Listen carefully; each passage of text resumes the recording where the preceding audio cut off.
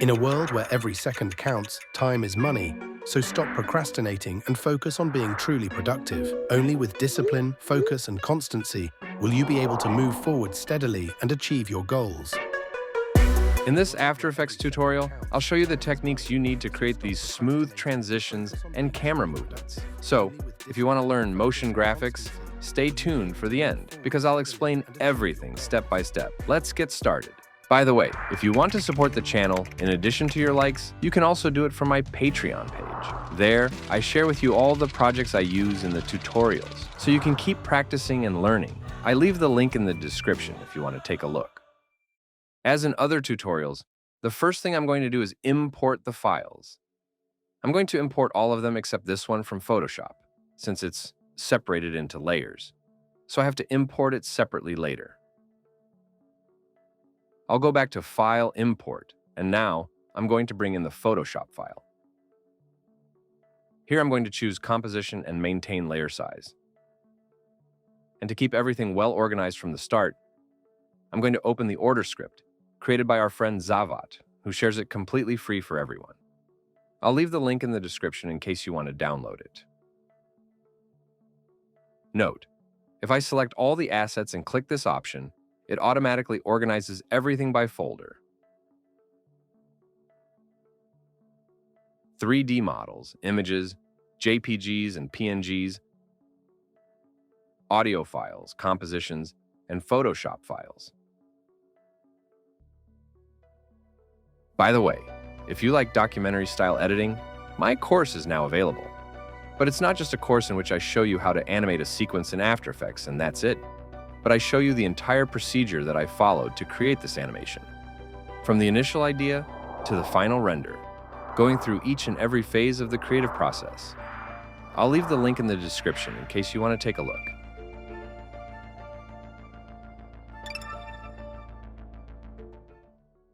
I'm going to double-click on this composition, and the first thing I want to do here is to set the anchor point right here in the center of these two layers. So they rotate from there and not like this.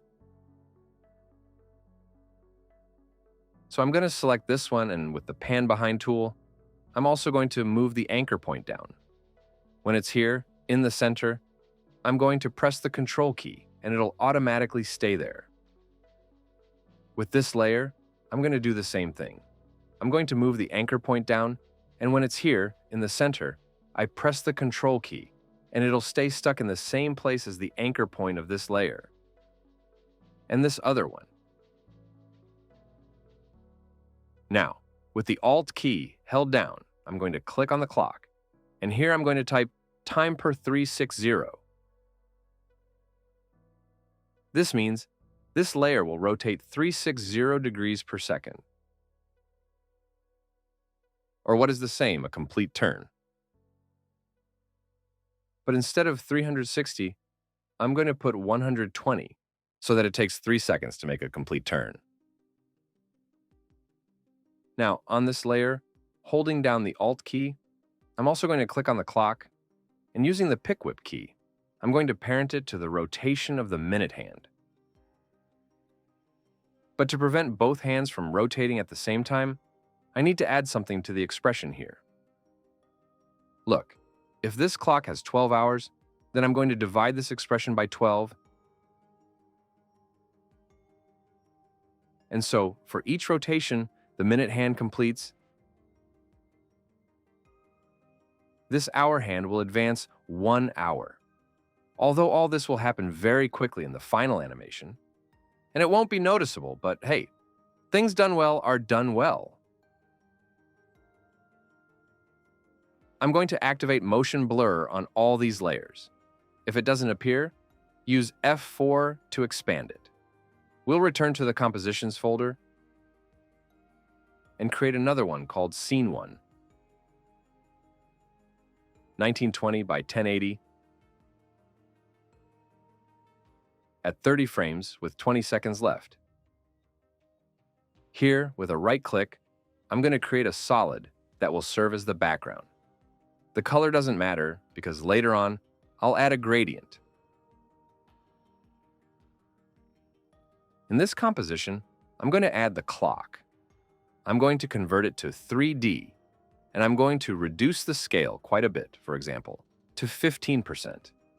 Now, with a right click, I'm going to create a 35mm camera, and from a node, again, right click, new, null object.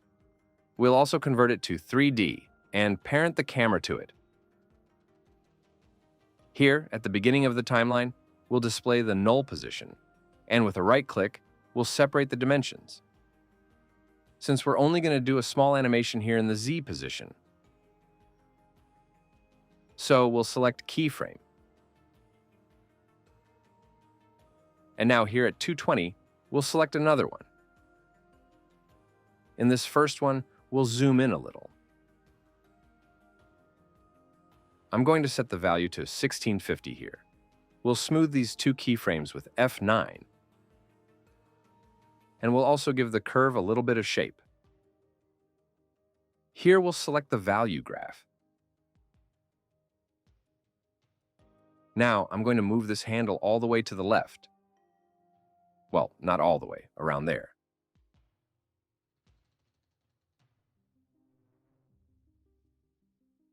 This one here a little bit down. This is just experimenting until you find a result you like.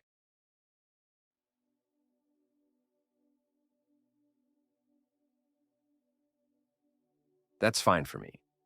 From here, at this point, I'm going to duplicate the null. I'm going to delete these keyframes, and with a right click, I'm going to relink the dimensions. Now, in this null, I'm going to animate the Z rotation, so I'm going to select a keyframe, and I have to parent the previous null to the new one. This animation is going to start here at frame 15, so I'm going to place this keyframe right there, and I'm going to advance now to 315. Here I'm going to set the Z rotation to -180 degrees, smoothing the keyframes, and right-click, set the handles to 80%.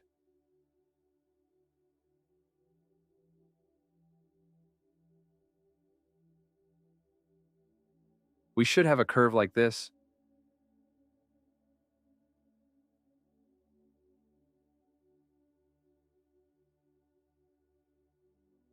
Okay, let's continue. From the last keyframe, I'm going to bring in the 3D model and click Make Composition Size. Now, with Ctrl plus Alt plus the Home key, I'm going to center the anchor point. And with Ctrl plus Home, I'm going to center on view. I've received many messages telling me that this Ctrl plus Home shortcut doesn't work for them, so don't worry about it. With the layer selected, go here to Layer, Transform, and click Center in View, which is the same thing the shortcut does. I'm going to activate two viewports to better see what I'm doing. I have this viewport here set to Top View.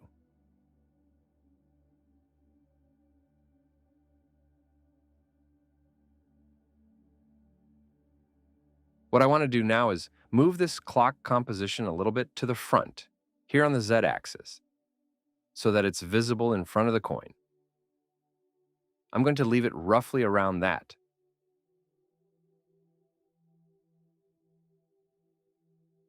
I also need to make some adjustments to this 3D model layer. Here in the orientation on the X-axis, I'm going to set it to 90 degrees, and I'm also going to reduce the scale quite a bit, until it's roughly the same size as the clock. I'm going to set it to 82. As I always say, I set these values and this timing because, after some testing, they're the ones that have worked best for me. Now, here in the second two, I'm going to display the rotation of the 3D model, and here in Z, I'm going to set a keyframe. Now, at 315, I'm also going to set it to -180 degrees. I'll smooth the keyframes, and I'll set the influence to 100%. I'll leave this handle as it is by default.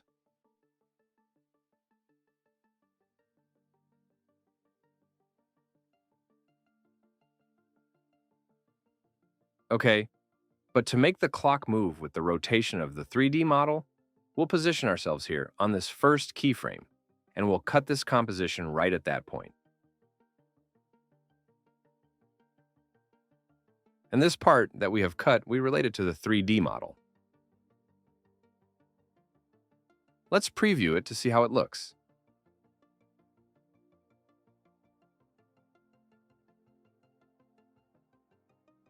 Okay, this looks great. Let's continue. With Control D, I'll duplicate the null again, delete these keyframes, and mark a new one in position. I'll parent the previous null to the new one. This animation is going to start here at 212. So I'm going to set that keyframe there, and a little further on here at 420. I'm going to move it along the x-axis until the coin is no longer visible in the composition. I'm going to set a value of -280 here, F9, to smooth out these keyframes, and so that the camera animation doesn't suddenly stop when it reaches this point. What I'm going to do is move this keyframe a little to the right. Look at this value here. When I set it to more or less -250, I'm going to leave this keyframe there. Okay, it doesn't have to be the exact value. Somewhere around there is fine. Now, without moving the head, I'm going to mark another keyframe, and I can place this one wherever I want. I'm going to place it here below the second 6. I'm going to smooth all of these again, and I'm going to give them a little bit of shape here on the curve. At this point, I'm going to double-click and activate the continuous option. I'm going to set the influence to 75%. On this one, double-click and set the influence to 75%. Now I'm going to move this handle up a little,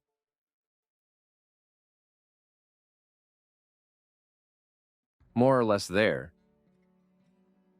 so that the camera, instead of staying still at this point, continues moving to the left, but increasingly slower. Now you can't see anything because there are no elements in the composition, but when we make the transition, this camera movement will look very smooth.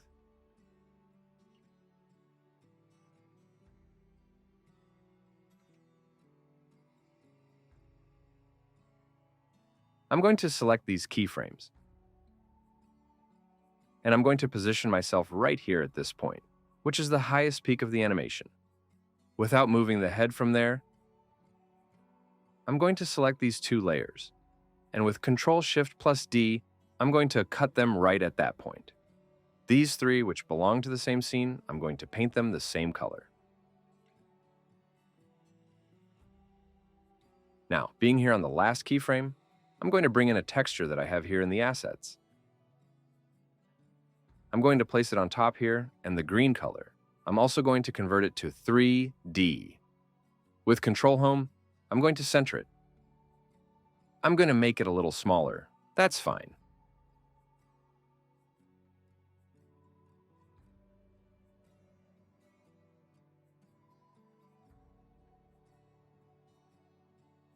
We also need to cut this texture at this point. We'll delete this part, and now, for this one here, we'll apply the CC Reptile effect. And we'll expand the pixels in all directions. We'll set the value to 1500.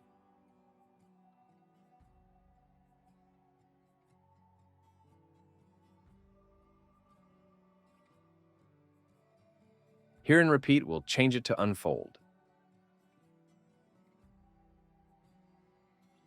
Let's see how this looks.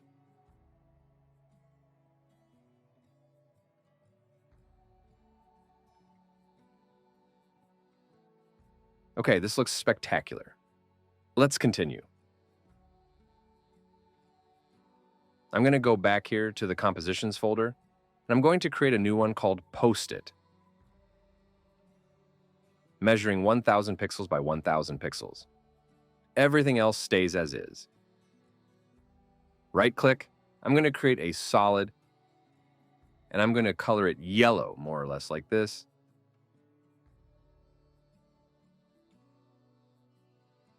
Now with the text tool, I'm going to type now here. The font I'm using is this one in its regular version, but you can use whatever you like best.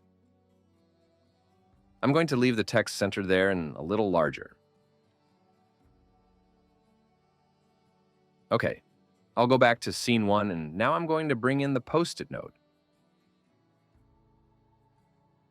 I'm also going to paint it green, and I also need to convert it to 3D. With Control Home, I'll leave it centered in the view.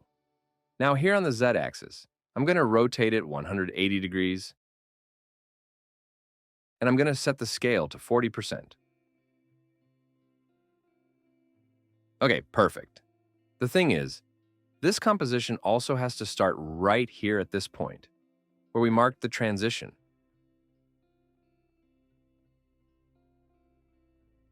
By the way, I'm going to put a marker here, and I'm going to set the transition .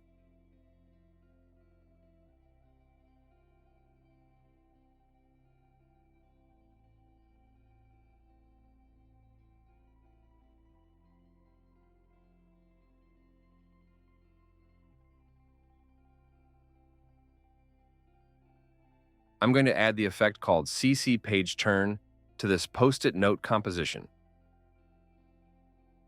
And here, I'm going to make some adjustments. In this option, I'm going to change from post-it to none. I'm going to set the opacity to 100%. I'm going to set the light direction to 130. I'm going to choose the same color, but a little darker around there. In this option here, we can increase or decrease the arc of this fold. If we set it to the minimum, it will be completely flat, and if we increase it, it will look a little rounder. I'm going to leave it at 90. Now, using a handle here, which you can't see, it's hidden here, we're going to create a little animation. Here in fold position, with the Alt key pressed, we're going to click on the clock and type wiggle. And inside the parentheses, 5.70. With this, we're going to create this animation, which actually looks really cool.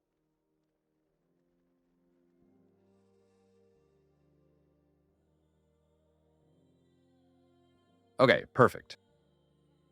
I'm going to duplicate this post-it composition with Control D, and I'm going to remove the CC Page Turn effect from this one below. I'm going to add another one called Fill, the color black, and I'm also going to add another effect called Bezier Warp.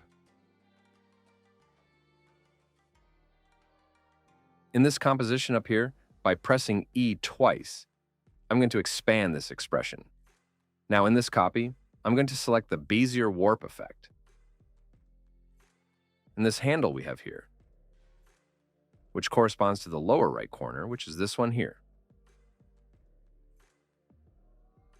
Holding down the Alt key, we're also going to click on the clock, and we're going to link this pick whip to the fold position of the pagination effect.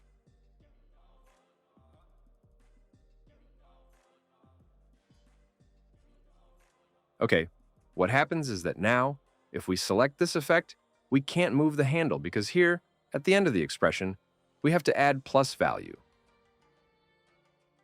Now we can set the value we want. We select the effect and we place this handle more or less around here.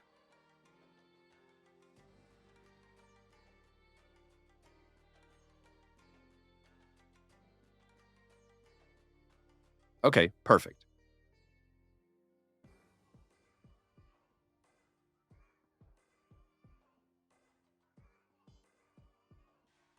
Now, if I wanted to change the blending mode for the shadow composition so it blends better with the texture, with the advanced 3D rendering engine, there are many things disabled.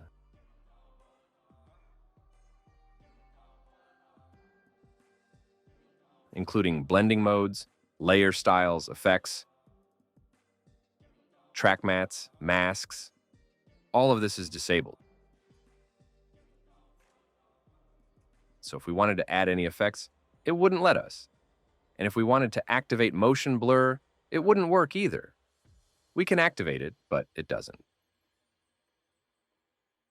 So let's do one thing. We'll go here to the project panel, and in the compositions folder, we'll create another one called montage. We'll leave everything as is. And here in this one, we'll place scene 1. From the project panel, we'll duplicate it with Control D. And we'll also place scene 2 up here. And right here, where the transition marker is, we'll cut this composition there. With Control-Shift and the D key, we can also cut it at that point. If we want, we can also change the colors. Now let's do the following. In this one, we'll deactivate these 3 layers.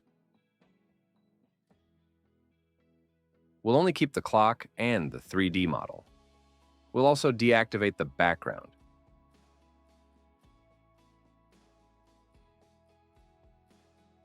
In this other composition, we'll change the render engine to Classic 3D, and here we'll deactivate these 4 layers.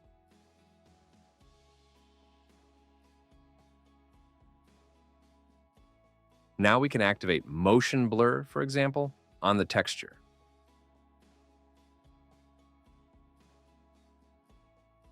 Notice that it's working now.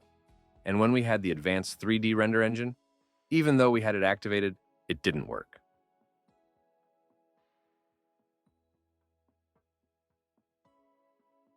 Okay, we'll also activate motion blur for these 2 compositions. Although we can activate all of this later at the end so that when we preview, the computer doesn't run so slowly.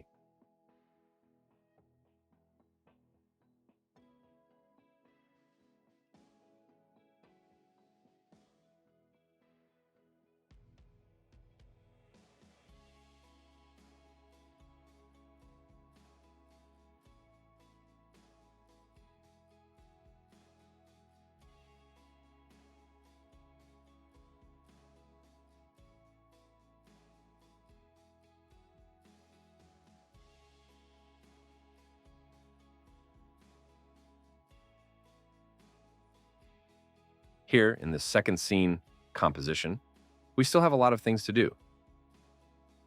I'm going to select the text tool, and here I'm going to type tomorrow. The color white, or well, almost white there. I'm also going to convert this text to 3D. Being here in the last keyframe, I'm going to select the text layer, center its anchor point, and center it in the composition. I'm going to place this text more or less around this side. I'm going to use the safety margins to help me design this composition.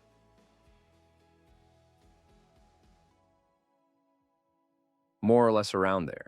Control D to duplicate the text, and I'm going to place this below. Here, I'm going to type next year, for example. Another copy. I'm going to place this here, and I'm going to type next week.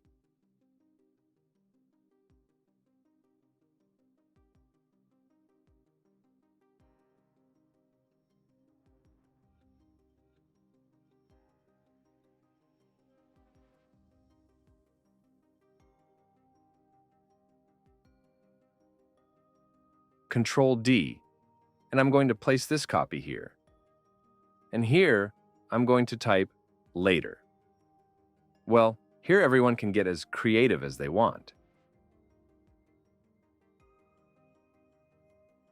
Now, in the Assets folder, I have some PNGs here, which I'm also going to place in this composition. This one called Brush, I'm going to place here, and I'm going to give it the fill effect. The color white. I'm also going to convert it to 3D, and with Control Home, I'm going to center it here in View. I'm going to use this to cross out these words. Control D, I'm going to put this one down here, and so it doesn't look the same, we can flip it horizontally with a right click.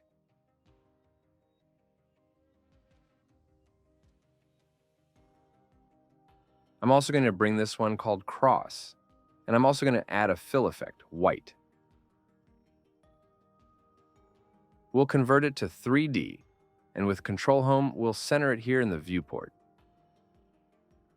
It's okay if we deform it a little.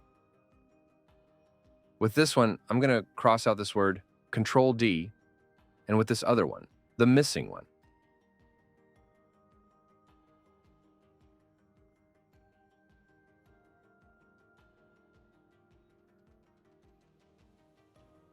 Now, I'm going to put all these layers and the texts here with the green ones. They also have to start right here, where the transition is. I'm also going to paint it green.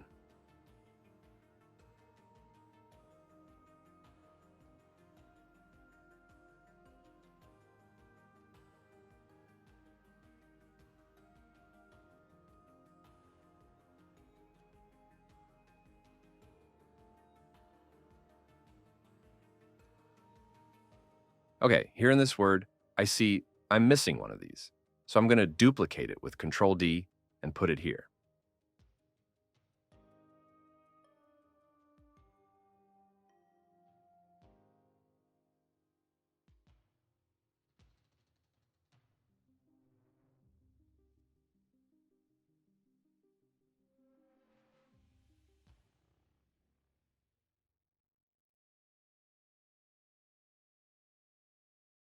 Okay, we'll go back to scene 2 and make the next camera movement. We'll position ourselves here at the last keyframe, duplicate the null, press U, and delete these. We'll mark another one and link the previous one to the new one. This animation is going to start here at 325. So I'm going to place this keyframe right there. We now move forward to second 620. And here on the Z-axis, I'm going to send all the elements backward. What I'm doing is moving the camera forward. I'm going to activate 2 views, so it looks better.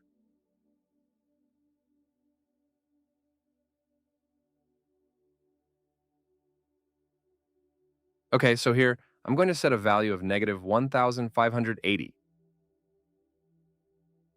A little further on, here at 725, I'm going to set it to negative 1,610. I'm going to smooth all these keyframes with F9, and I'm going to go into the graphics editor to give the curve a little bit of shape.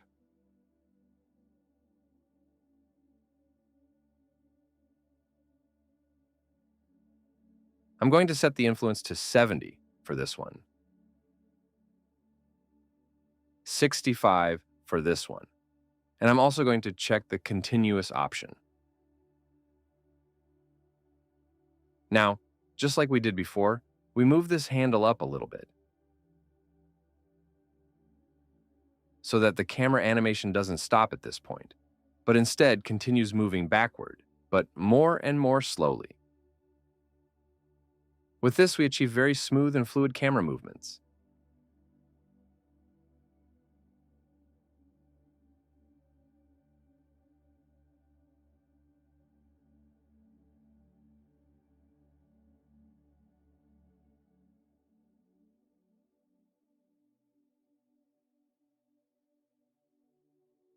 To create the next transition, we're going to select these keyframes and position ourselves here at the highest point of the animation, right there.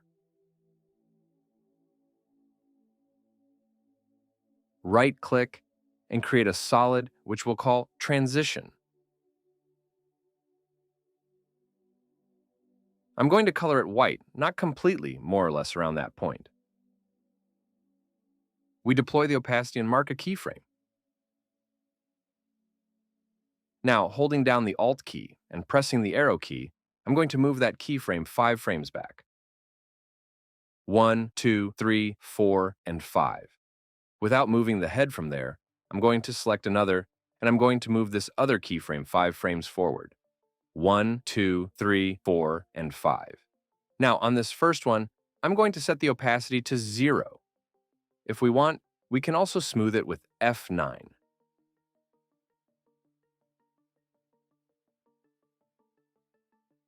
Now, I'm going to cut this solid right at that point and change its color.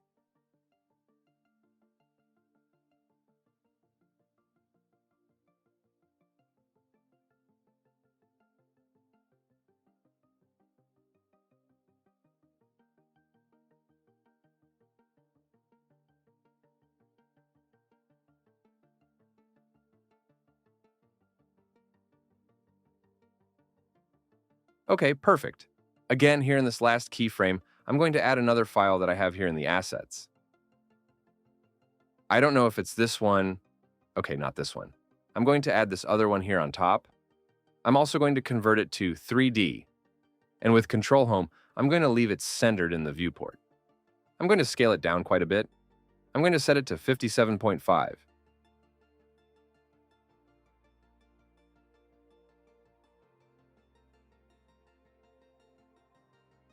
But I don't like this cross here in the center.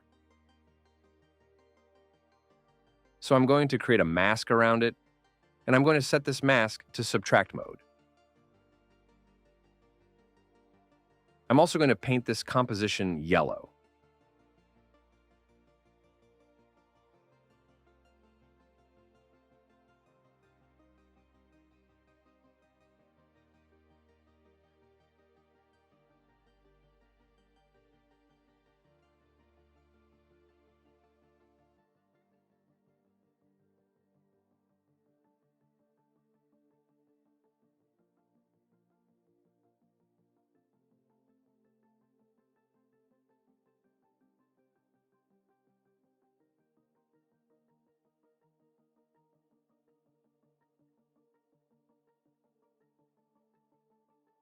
Now, with a right click, I'm going to create a shape layer.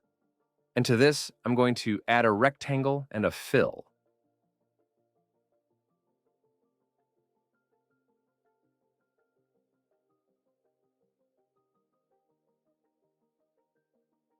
I'm going to make this rectangle roughly the same size as this layer.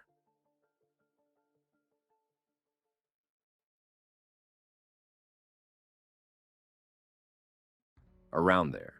I'm going to modify the roundness of the vertices until it looks more or less like these black edges you see here.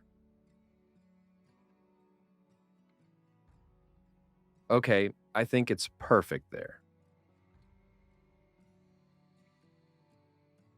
The color of this layer is going to be white, and I'm also going to add a stroke. The stroke is going to be black.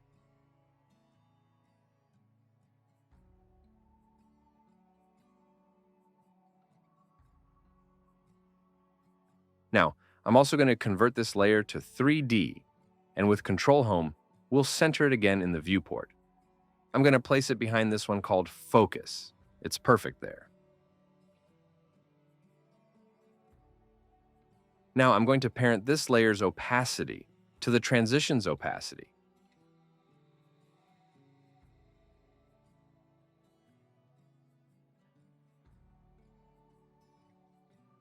So there's no need to also animate this opacity layer since it's already parented to this one.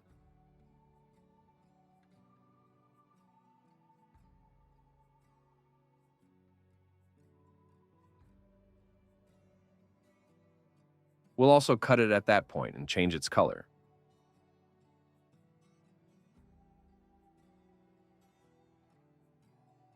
Here, when this solid already has 100% opacity, we'll cut these layers that won't be visible anymore at that point.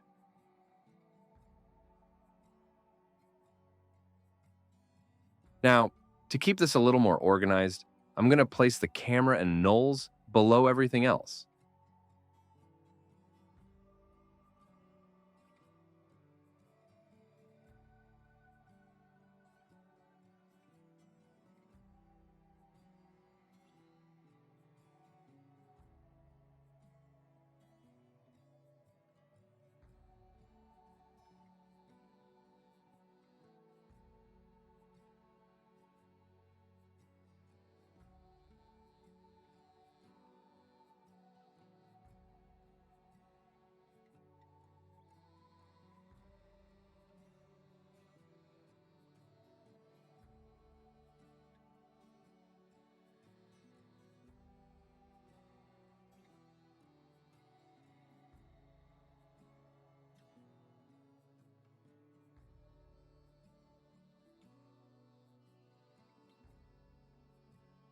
Okay, so this looks special. If we want here at the beginning so that this entire empty area is invisible, we can add a solid to serve as a background. The color doesn't matter because I'm going to add a gradient ramp effect.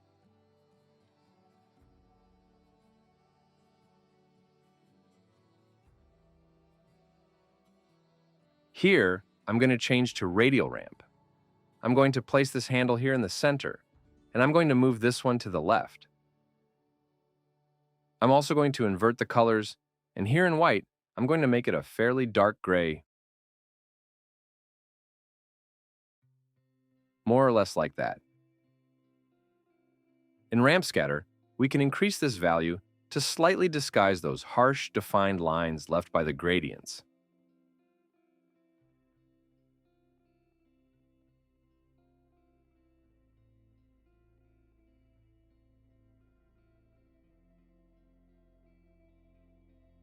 Well, maybe I'll darken the gray a little more.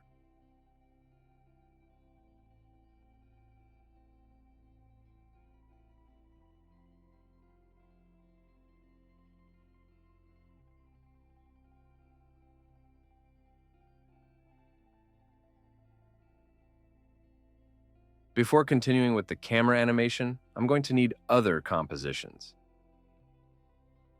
In this folder, I'm going to create the first one, which I'm going to call Box 01, 3000 pixels by 1000 pixels, and everything else will stay as is. Right-click, I'm going to create a shape layer and add a rectangle and a fill. The color is a fairly dark gray. Here, for the rectangle path size, I'm going to set it to 950 and the vertex roundness to 110.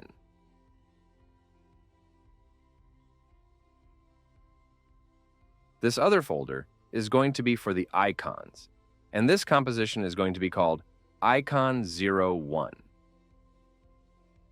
I'm going to leave everything as is. Now, in this composition, I'm going to add a file I have here in the PNGs, which is this one called Discipline. I'm also going to add a fill effect and a yellow color.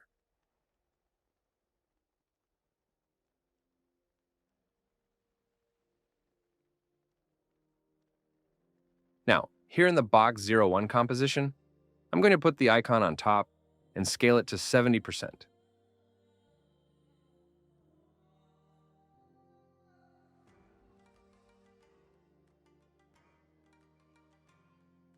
I'm going to close these two compositions, and here in Scene 02, I can continue animating the camera. I'm going to position myself here on the last keyframe, and with Ctrl-D, I'm going to duplicate the null. I'm going to delete these, select another one, and the previous null must be related to this one. This animation is going to start here at 525.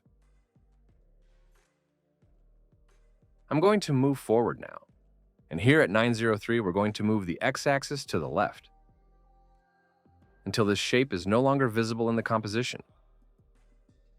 Here, I'm going to set it to -1610, and I'm going to soften these two keyframes with F9. Now, right-click, and here, the influence will be 65%, and here, it will be 60%. We should have a curve like this. Without moving the head from here, I'm going to set the composition to Box 01, the color blue.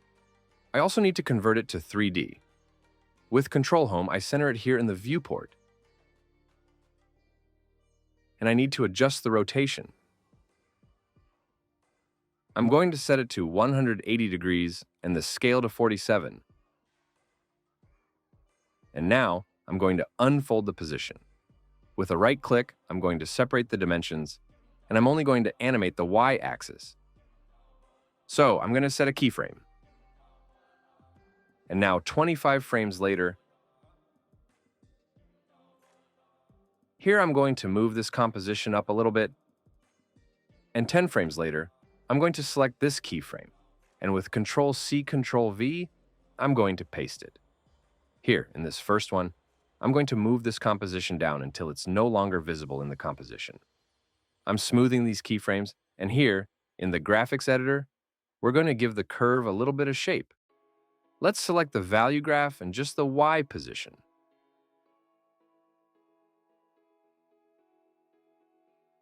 I'm going to place this handler more or less around this area. It's just a matter of experimenting until you find a result you like.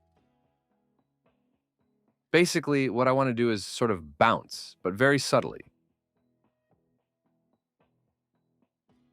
To be able to move these two handlers as if they were one, I have to select them and click on this icon. Now, I'm going to place this one more or less around this area.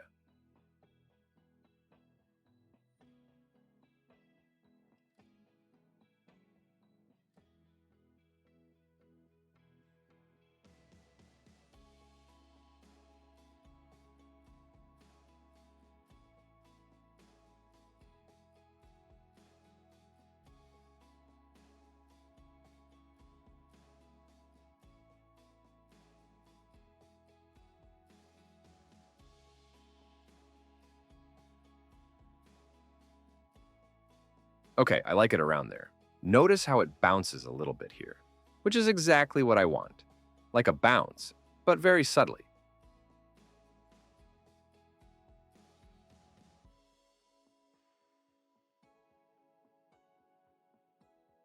I'm going to make 2 more copies of this composition, 1 and 2. Press U to display the keyframes, and I'm going to move this one to the right.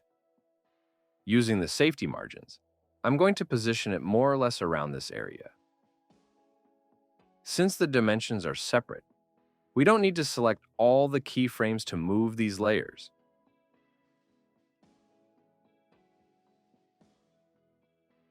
I'm going to move this other copy to the left, more or less around there.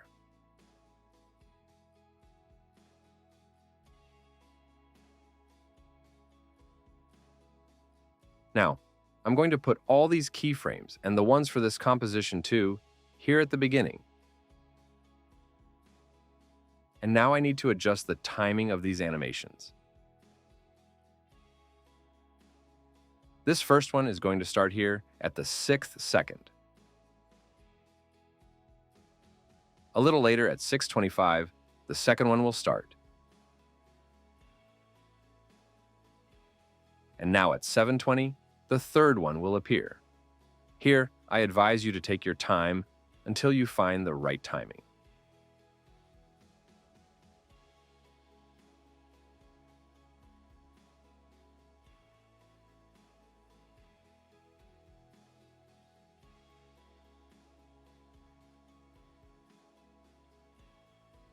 Okay, that's where I like it.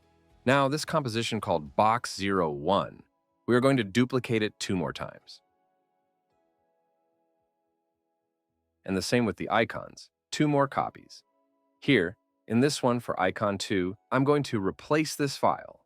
So I have to have the layer selected, and now I'm going to bring in this one called Focus. Holding down the Alt key, I'm going to replace one layer with the other.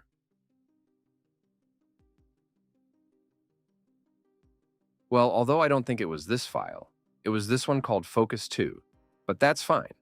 I select it, hold down the Alt key, and replace it with this layer. Okay, this one is it. Now I'm going to go to icon 3. Select the layer, and replace it with this one called Consistency. Hold down the Alt key and drop it here on top. Okay, perfect. Now I need to go to box 2. And I'm going to replace this one with icon 2.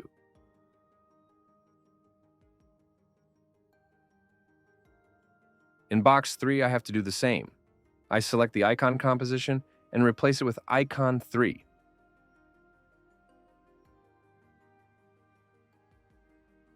Now here in scene 2, I need to replace the compositions called box.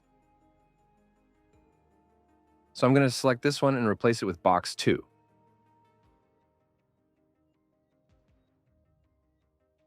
Okay, there you see the changes. And this one here with box number 3, perfect.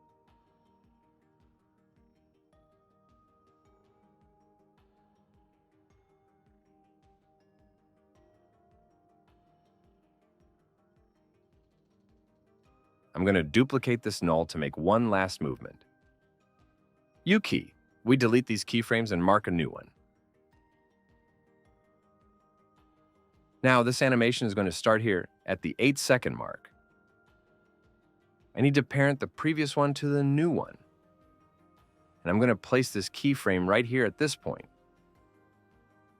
Now, from 8, I'm going to move to 1120. And here on the Z-axis, I'm going to zoom in until all these elements pass through the camera.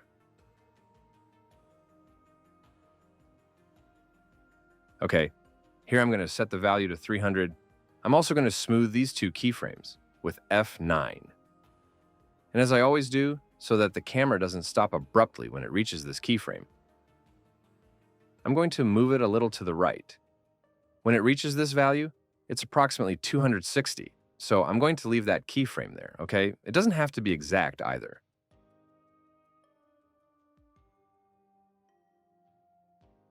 Without moving the head from here, we're going to mark a new keyframe, and this one we put it at second 1305, which is exactly where the animation will end. With F9, I'm going to smooth the keyframes again, and now I'm going to give the curve a little bit of shape. Now I can select the speed graph, double-click, activate the continuous option, and set the influence to 65%. In this one, double-click and set the influence to 65. Now I'm going to move this handle up a little.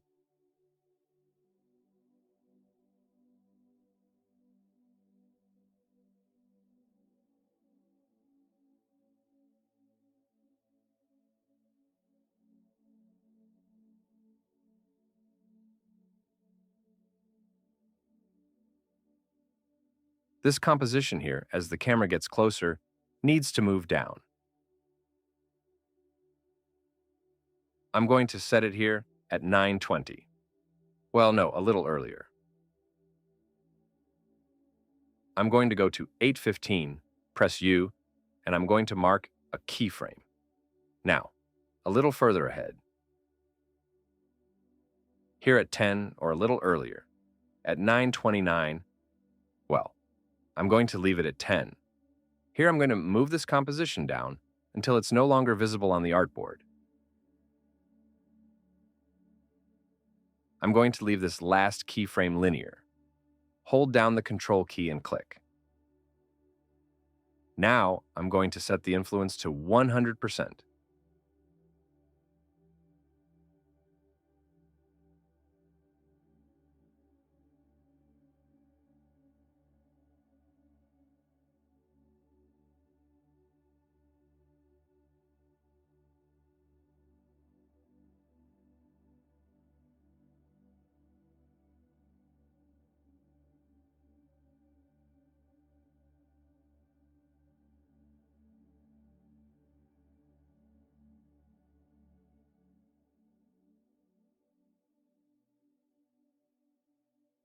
I'm going to cut these 3 layers when they're no longer visible on the artboard.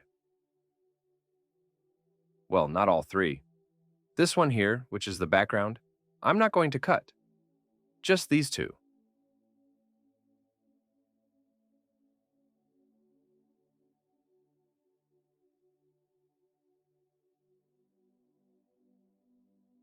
I'm going to go back to the Compositions folder and create another one called Final Stroke.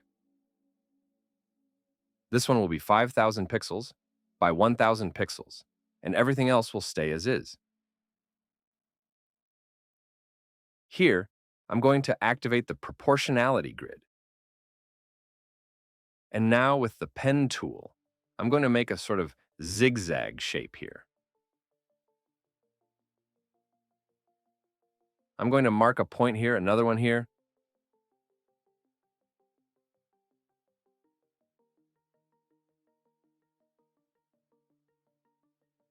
It doesn't need to be perfectly at the intersection either.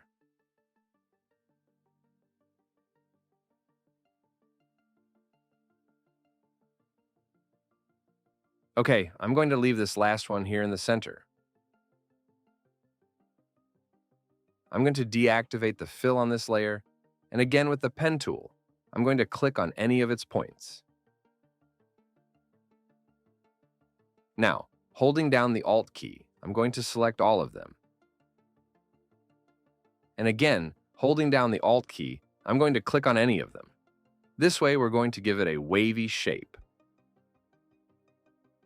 Although here, on these end handles, I want to make some adjustments. I'm going to move this one here to that side, that one there. And now, I'm here at the beginning, the same. I'll select it and move it there. Okay, there it is, perfect.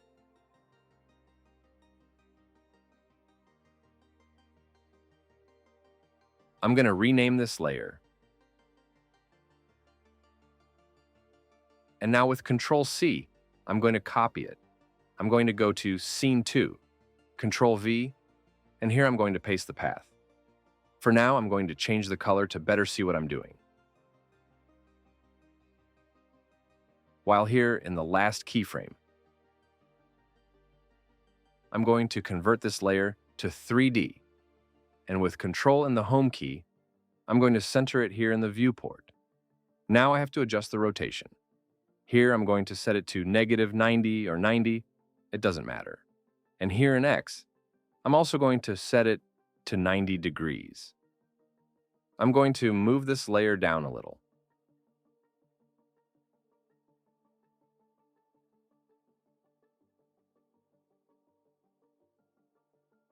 I'm also going to add the trim path effect. Okay, before doing this animation, I have to position this layer correctly. I'm going to activate two views to see better.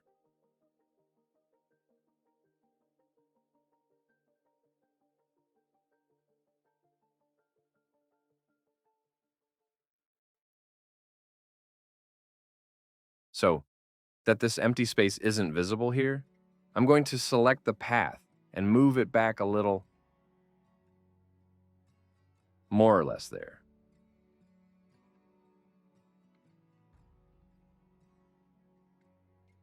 Just a little bit more. Okay, perfect. Now, I'm going to position myself here at 920, and I'm going to set the start property to 100. Here, we mark a keyframe and advance to the second 1305, which is the end of the animation.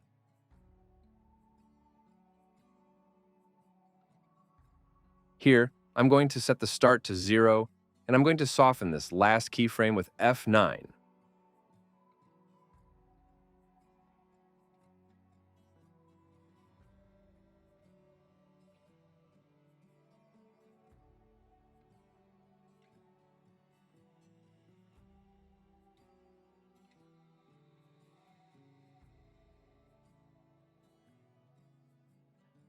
Okay, so I think it looks perfect there.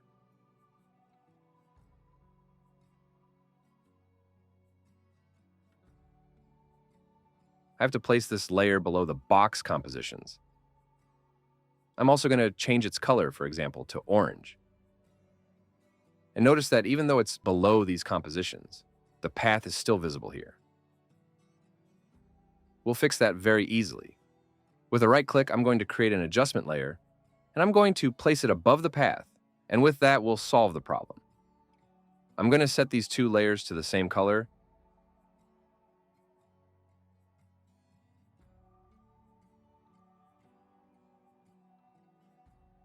and I'm also going to cut them, right here at this point.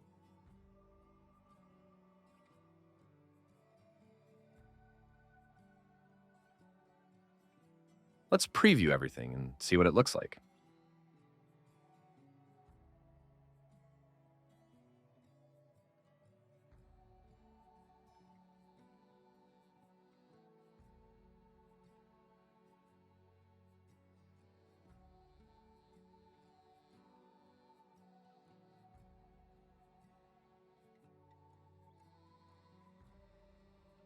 Okay, so This looks special. With the camera animation finished, it's time to polish some details and also add some text. I'm going to close all these compositions. I'm going to go to the Compositions folder, and I'm going to duplicate this one from Scene 1, and it's going to be called Text. I'm going to place it on top here, and we also need to cut it right here at the marker. Now, in this composition, I'm going to write some text, but first, I'm going to extend this 3D model a bit so we can see it. With the text tool, I'm going to write "time is money" here.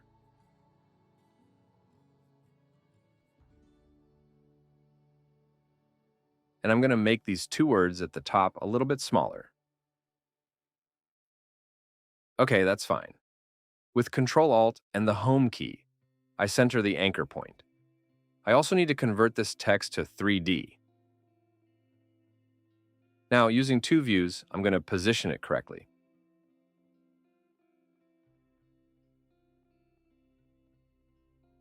Notice where the text is, it looks like it's inside the coin, which is why it's not visible. I have to move it to the front, here on the Z-axis.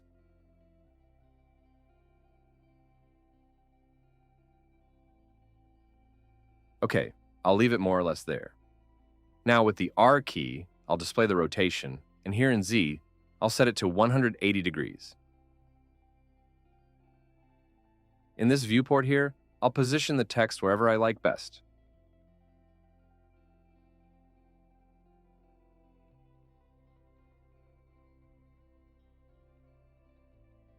Okay, I'll leave it there. But for this text to rotate with the 3D model, we have to position ourselves here at the transition cut and parent this text layer to the Bitcoin.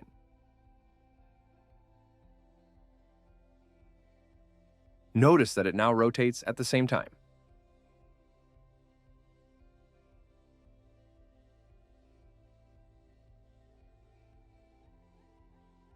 So that it's not visible here at the edges, we can move it up a little bit.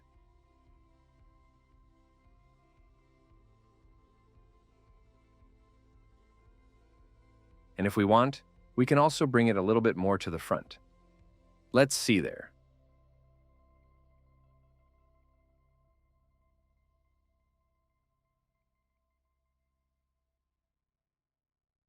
Okay, I think it's perfect there. So, right at this point, I'm going to cut the layer there. And here where the transition marker is too, in this 3D model layer, I have to leave it as it was.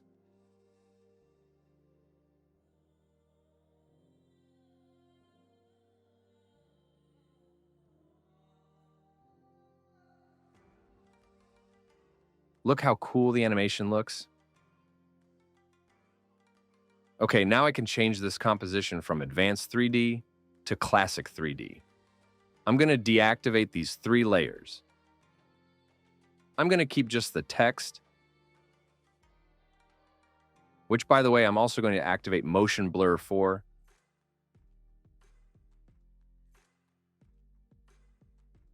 I'm going back to the montage composition, and now I need to make some adjustments. So that the text isn't visible here above the clock, we're going to move the composition below and a little further forward so that it's not visible behind, a little before. Around here, we'll cut the composition and place it on top.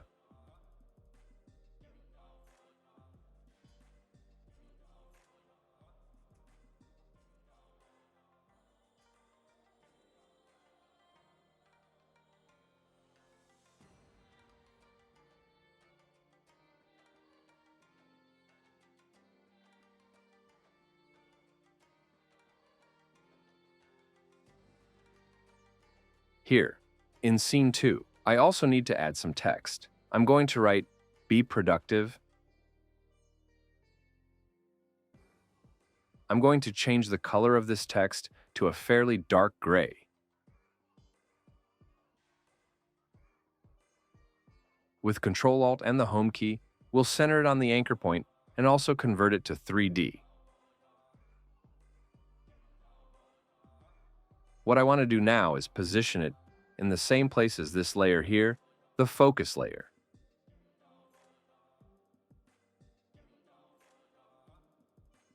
Notice where we have it and where the text is. So, for this text to acquire all the position properties of this layer, we have to select it, and with the Control and Shift keys pressed, we'll link the pick weep to this layer. Notice, it stays in the same position. Now, I'm going to make this text a little larger. And I'm going to rotate it to 180 degrees.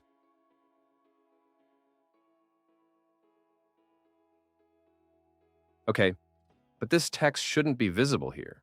So I'm also going to do a little animation. I'm going to set it to 505. And I'm going to animate the opacity. And I'm also going to add the blur property. I'm going to stick with this layer to see it better. Here, I'm going to set the blur to 20 and the opacity to 0. Let's expand it here in the range selector and set a keyframe to start. Now, 25 frames later, here at second 6, we'll set it back to 100. But so that it is not revealed letter by letter, here in Advanced, we can change characters to words.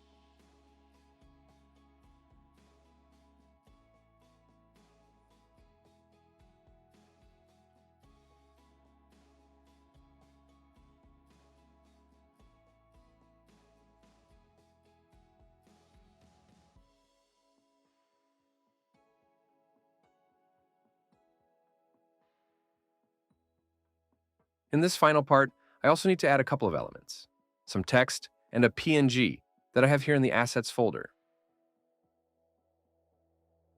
I'm going to go here in the last keyframe. And I'm going to go to Images, PNG, and I'm going to bring in this one called Pole. I'm going to place it up here, and before converting it to 3D, I'm going to create a mask to keep only this part.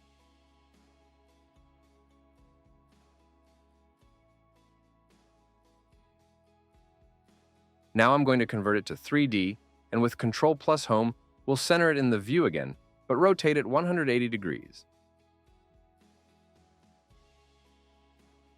I'm going to activate 2 views again. This layer here, which is the flag, I have to move all the way back to this part, which is where the path ends. If I press the Control key, it's going to stick right there at the end. Now I'm going to position it manually. And I'm also going to modify the scale, which is very large.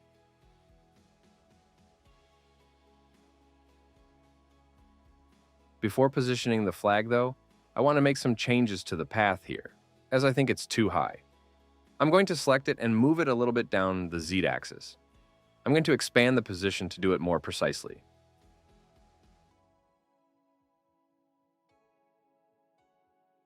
Okay, I think it's fine there, although I'm going to increase this value a little bit here. Okay, I'll leave it there. I'm going to check here at the beginning that there's no empty space visible when the transition begins. Okay, that's perfect. Now, I'm going to move here when the animation of this path is finished, and I'm going to reposition the flag there and make it a little smaller.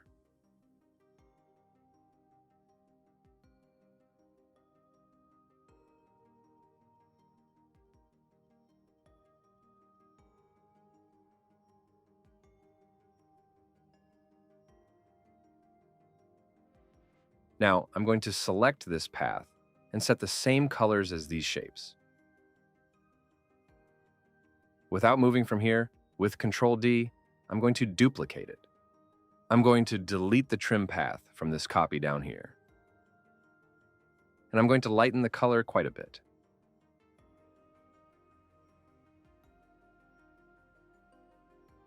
More or less around that point.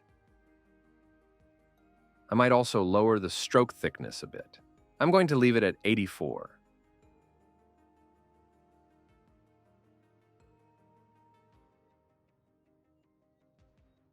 Staying here on the last keyframe, I'm going to duplicate this text, and I no longer want this copy to be linked to any layer, so I'm going to set it to None. Now, without moving from here, with Control and Home, I'm going to center it in the viewport again.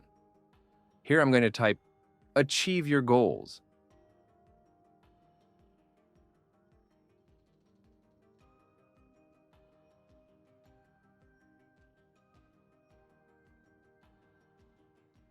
Again, with two views active, I'm going to send this text to the back.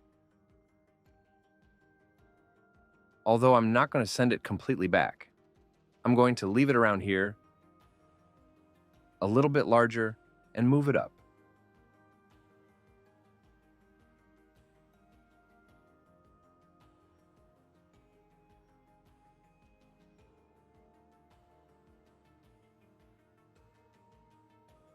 This layer here, which is the flag, I'm going to move it back a little bit until it's here, at this part where the path ends.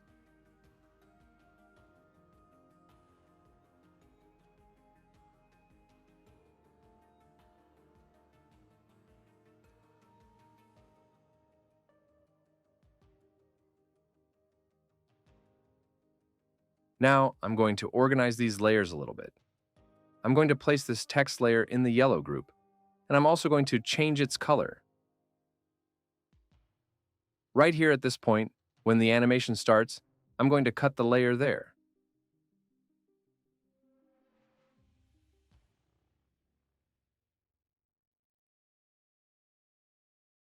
Here, when they're no longer visible in the composition too.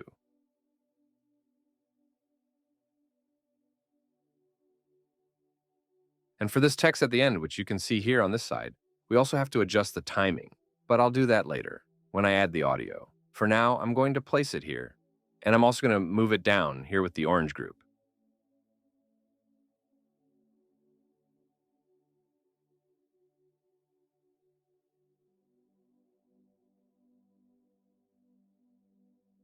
Well, as I said before, when I add the audio, I'm going to adjust the timing of these two keyframes. Now with Control A, I'm going to select all the layers, and I'm going to activate motion blur.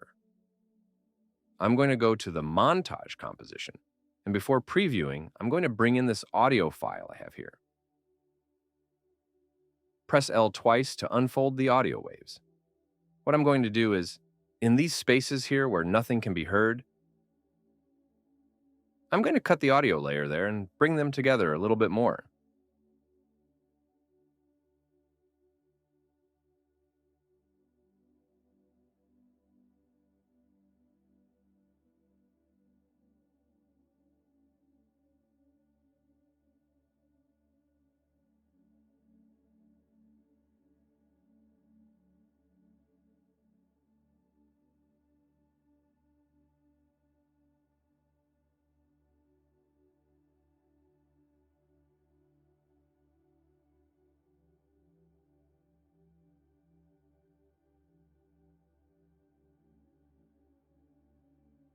In this composition of the clock and the 3D model, since it wouldn't let us activate motion blur here, we're going to add an effect called force motion blur.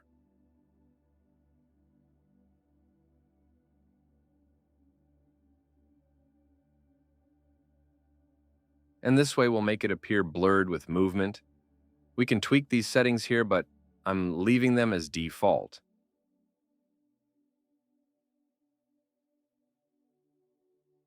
Look how cool the blur looks. Now I'm going to preview everything to check that everything is working correctly. In a world where every second counts, time is money. So stop procrastinating and focus on being truly productive. Only with discipline, focus, and consistency will you be able to move forward steadily and achieve your goals. Okay, so this looks special. The only thing is that there's one layer, this one with the flag, that shouldn't be visible in that part. So I'm going to go back into the composition, and it's this one here called pole. I'm going to place it with the orange group, and I'm also going to cut it along this part.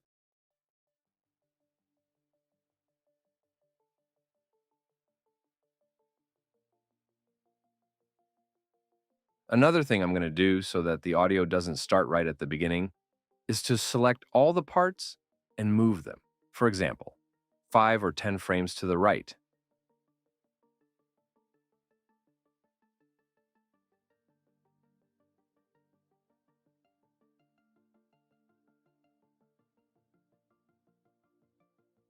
Here in this part, I have to sync the last text with the audio and achieve your goals.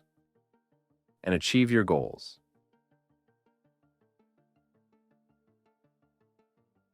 And achieve your goals. With the header positioned here in this part, I'm going to go back into the composition, and for this text, the last one, I'm going to display the keyframes. This animation has to start a little earlier. Let's see there. And achieve your goals. And achieve your goals.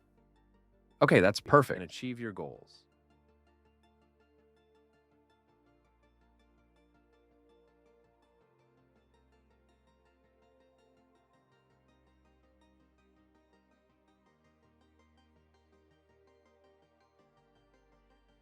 If we want, we can also add some effects.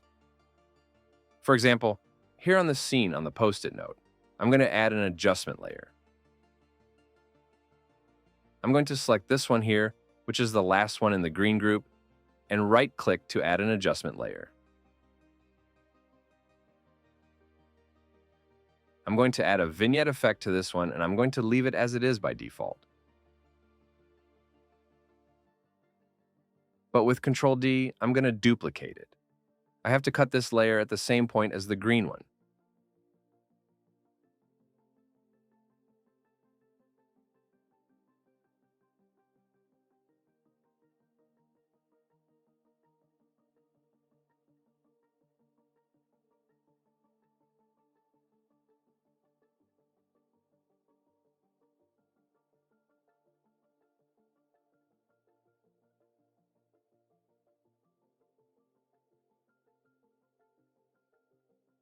Here in the montage composition on this background layer, I'm going to create a solid.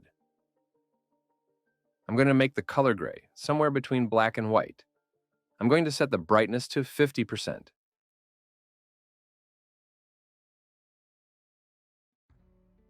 Now, in the effects, I'm going to add the one called Add Grain. Here I'm going to change it to Final Output. You can try out all these presets to see which one you like the most. I'm going to choose this one. Monochrome color. I'm going to set the animation to 0, so the noise is static. Now, we have to put this layer in overlay mode, and this way we'll greatly soften all those harsh, pronounced lines left by the gradients.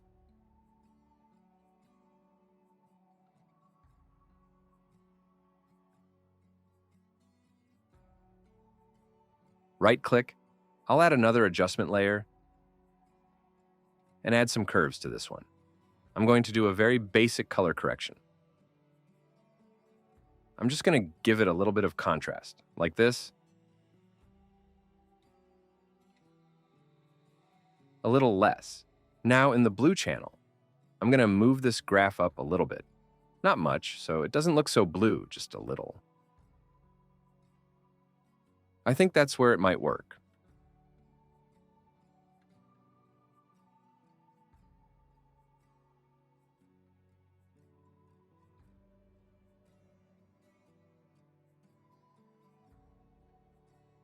I'm going to add another adjustment layer and add the effect called Fast Box Blur to this one. I'm going to increase this value a little. I think 15 or so is fine. Now, with the layer selected, I'm going to double-click the ellipse tool. I'm going to set this mask to subtract mode, and I'm going to increase the feather to 300. Okay, but to really appreciate the effect, I need to make this mask a little smaller.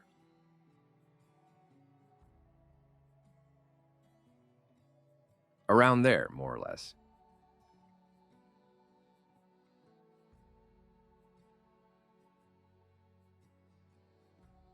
What we're doing with this is blurring the edges a little bit, so that all the attention is focused here in the center of the composition.